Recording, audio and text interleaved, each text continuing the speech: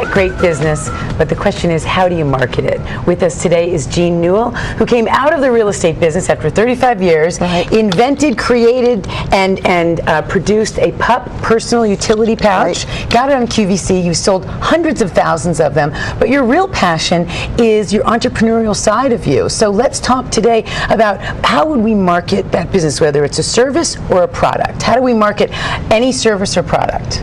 Well, first you have to find out if there's a need for your product. And then whatever your need is, you go to that particular market. For an example, if you're going to start a service, let's say we're going to do dog walking as your service, then you find a market for that, and I would combine my services with a charity, because you get Humane Society. The Humane Society would be a perfect example. And go to the Humane Society and have maybe you're going to give away some of your dog walking for their benefit or something like that. So now you've tied yourself to a big charity, you've helped market your product, and you've done this great deed at the same time, so it's a great marketing. Okay, another example, because it's easy when you have something tangible. You always say that put this in a boutique and then ask the boutique, put it on consignment, and then you could go and demonstrate your bag on a Saturday. So a tangible price, a little bit easier. What if it's something like the dog walking or like a financial service? You happen to be the expert of personal financing. How would you market that service?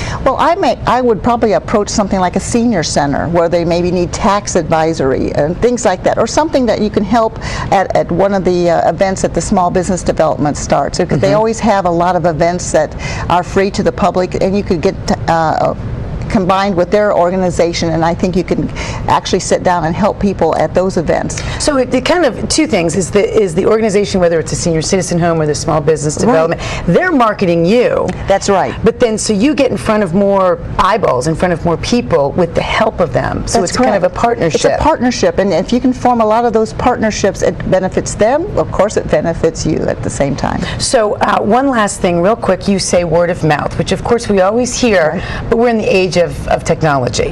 So talk to us about word of mouth with the internet. Word of mouth is the most important thing, whether you're putting an ad in the local newspaper, you're on Craigslist, or you're on eBay, or blogging. If you're blogging and letting other people blog, you have to be very careful of what you blog to other people, because they might be blogging you back. So the point is, even in the age of technology, it's still word of mouth. It's still word of mouth. Wonderful. Thank you so much. If you have a question for Jean or anything that we've talked about, feel free to email us, and that's Better Living.